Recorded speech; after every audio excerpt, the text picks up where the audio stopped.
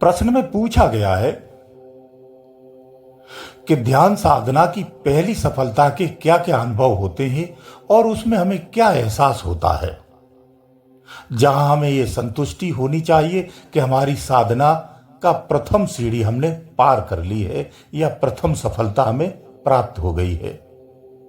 यह हमें कब और कैसे पता चलता है, आज ये सब विषय पर बात करेंगे और यही सब आज आप जानने वाले हैं। देखो, ऐसा होता, साधक जब साधना करता है तो ये बहुत कठिन विषय होता है, क्योंकि संसार में व्यक्ति सब कार्य कर लेगा, पूजा कर लेगा, भजन कर लेगा, आरती कर लेगा, बंदन कर लेगा, स्तुति कर लेगा, लेकिन साधना नहीं कर सकता है। उसका जीवन संयमित नहीं होता है। वो संसार के नित्य कर्मों में इतना व्यस्त होता है कि साधना के योग्य ही नहीं हो पाता है। प्रयास करने पर भी बहुत बड़ी गड़बड़ हो जाती है, उसे पीड़ा होती है, वो अपने आप को सक्षम नहीं बना पाता है। इसीलिए उसके लिए साधना या ध्यान साधना कहूं तो उसके लिए कठिन हो जाती है। वो अपने दैनिक जीवन में इतना व्यस्त और चिंताओं से घिरा होता है कि उसे फिर ये ध्यान, भजन और ज्ञान अच्छा ही नहीं लगता है। सामान्य व्यक्ति की दिनचर्या इसी तरह की होती है। इस भागदौड़ की जिंदगी में जो अपने प्रयास में सफल हो जाते हैं तो वो ध्यान साधना करते हैं, ऐसे लोगों की संख्या बहुत कम होती है। जो ऐसे लोग हैं वो अति प्रिय होते हैं। जब वो इस मार्ग पर चलते हैं तो अपने जीवन को विशेष बना लेते हैं। ध्यान की सफलता का पहला लक्षण भी यही है। पहली सफलता का पहला लक्षण यही है कि आपका जीवन विशेष हो जाता है। जिन मित्रों के साथ आप बैठते हो उनसे आप विशेष हो जाते हो। आपकी वाणी में, आपके चरित्र में, आपके व्यवहार में परिवर्तन आता है और कैसा हो जाता है? प्रभावशाली हो जाता है। आपकी वाणी में तेज आ जाता है। खामोशी की स्थिति उत्पन्न हो जाती है। आप अगर कितने भी बड़बोले होंगे, अब खामोश रहने लगेंगे, कम बोलेंगे, उचित होगा उतनी ही बात करेंगे।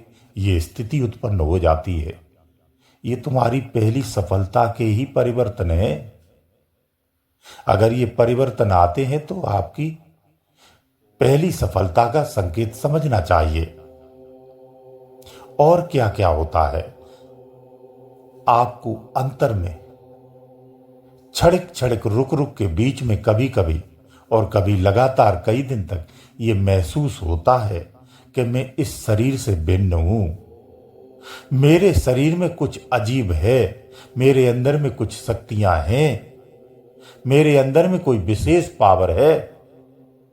ये स्पष्ट महसूस होता है। ये कोई कहानी और कथाओं की बात नहीं हो रही है, लेकिन जो इस मार्ग पे चलता है वो ही जान पाता है और कोई नहीं जान सकता है। किसी के कहने पर भी वो विश्वास नहीं करेगा।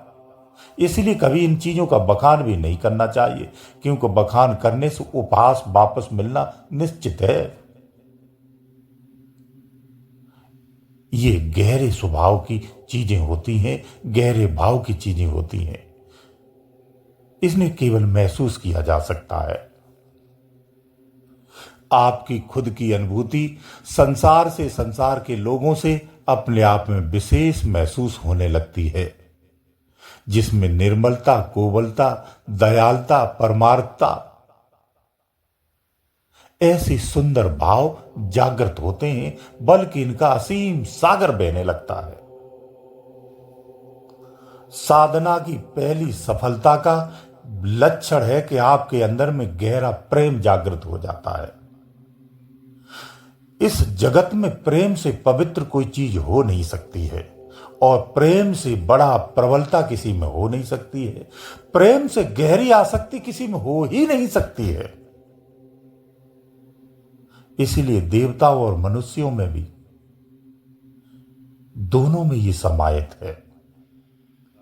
यही विशेष बनाती है। सृष्टि का क्रम भी इसी से चलता है। इसमें इतना पावर होता है। मन जब इसके अधीन हो जाता है तो इसी में खो जाता है, अपना अस्तित्व ही मिटा लेता है। यही प्रेम जब प्रभु को होता है तो प्रभु को आप जीत सकते हो, उसे मजबूर कर सकते हो अपने पास बुलाने के लिए। इस प्रेम में इतना पावर होता है। तो मनुष्यों वाला प्रेम नहीं, देवों वाला प्रेम होना चाहिए। मनुष्यों वाला प्रेम कौन सा? जो मानव प्रेम करता है वो तो मलिन है, वासनायुक्त है, स्वार्थयुक्त है, तत्क्षण परिणाम की लालसा से भरा हुआ है, अज्ञानता और अंधविश्वास से भरा हुआ है, व्यसन और वासनाओं से भरा हुआ है। तो मानवीय प्रेम दो रूपों में होता है। एक ही प्रेम के दो पक्ष होते हैं, एक मनमुखी प्रेम होता है, एक आत्म प्रेम होता है। तो जो आपका आत्म प्रेम है वो देव प्रेम है, वो परमात्मा प्रेम है, वो निश्चल निष्कपट होता है, पूर्ण परमार्थी होता है। जब वो प्रेम जागता है तो उसमें इतना पावर होता है कि जीते जी संसार का हर कण तुम में समाहित हो जाता है और आप जीते जी हर कण में, सजीव हो चाहे निर्जीव हो, कण कण में आप समाहित हो सकते हैं। ये एहसास स्पष्ट देखा जा सकता है। तो अंतर प्रेम की जागृति आवश्यक है। वही आत्मिक प्रेम ब्रह्म की प्राप्ति कराता है और निश्चित कराता है।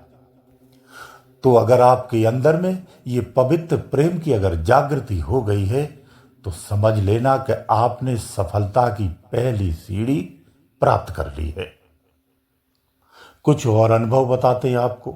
अनुभव बहुत है, सबको बताया नहीं जा सकता है, कुछ खास होते हैं वही बताते हैं। ये भी सत्य है जो कुछ गहरी चीजें हैं वो इस वीडियो में नहीं बताई जाती हैं, वो सम्मुख होने पर ही बताई जाती हैं। लेकिन कुछ योग्य जो बताने योग्य है वो बताया जाता है, वो निश्चित रूप से बताया जाता है। देवों की अनुभूति होती है, देव शक्तियों की अंदर में अनुभूति होने लगती है। आपको एहसास होने लगता है कि इस कायनात में कोई दूसरी कायनात भी है जो परम शक्तिशाली है, पावरफुल है, लेकिन उसका ज्ञान बोध नहीं हो पाता है, एहसास हो जाता है। ये ध्यान की पहली सफलता के ही संकेत है, लक्षण है, ये अनुभव है। चित्त और चित्त के दोष, विचार और विचारों के दोष, मन और मन की मलिनता, बुद्धि और बुद्धि की तर्कता सब शांत हो जाती है, स्पष्ट हो जाती है और उस तर्क में जो कुतर्क थी वो नष्ट हो जाती है। ये सब बदल जाता है, इसमें ठहराव आ जाता है। अंतर में नित्य क्षण उठ रहा विचारों का जो सैलाब है, जो तूफान की तरह चलता है, वो शांत हो जाता है। व्यक्ति उस स्थिति में फिर एकांत पसंद करता है। उसका मन, उसका हृदय, उसके हृदय स्थल की उठने वाली तरंगें सब छोटे बच्चों की तरह हो जाती हैं। वो एक छोटे बच्चे जैसा स्वभाव हो जाता है, इतना निर्मल, कोमल और अंदर से इतना सरल हो जाता है। ये तुम्हारी ध्यान साधना का प्रभाव ही है। ये पहली सफलता के ही सारे लक्षण हैं। ये प्रथम सफलता है आपकी। इसलिए ध्यान ईमानदारी से करना सीखो। सुनते ध्यान से हो लेकिन करते कुछ नहीं हो, तब अफसोस होता है। फिर आप प्रश्न बहुत करते हो। जब ध्यान करोगे तो ये प्रश्न उठना ही बंद हो जाते हैं, और जब तक प्रश्न आपके उठ रहे हैं आप निश्चित मानिए अभी आपको कुछ मिला नहीं है। बुद्धि एक ऐसी शक्ति है जो सदा भ्रमयुक्त होकर के जीती है। इसे कितना भी ज्ञान दिया जाए ये संतुष्ट नहीं हो सकती है। इसीलिए सत्य ज्ञान बुद्धि का विषय नहीं है, ये उसे नहीं समझ सकती है। और हमारा प्रयास कुछ ऐसा ही रहता है, इसीलिए हम सत्य से भटक जाते हैं। बुद्धि रूप में संतुष्ट करने वाले वाचकों के आप चंगुल में फंस जाते हैं। जब तुम्हें संसार से अरुचि होने लगे, उदारता आने लगे, अच्छे और बुरे का समानता आने लगे, फायदे और नुकसान में भी समान हो जाओ, समझ लेना साधना की पहली सीढ़ी आपने पार कर ली है। आपके अनुसार आपने साधना की पहली सफलता प्राप्त कर ली है। तो इस तरह के ऐसे अभी भी अनगिनत अनुभव हैं, यहां तो अभी कुछ ही बताए हैं जिसे जाना और समझा जा सकता है। अगर इस स्थिति में किसी का कोई है और उसका कोई मन में प्रश्न है, कोई दुविधा है, तो अगर वो साधक है तो बेझिझक हमसे पूछ सकता है। गुरुदेव दयालु।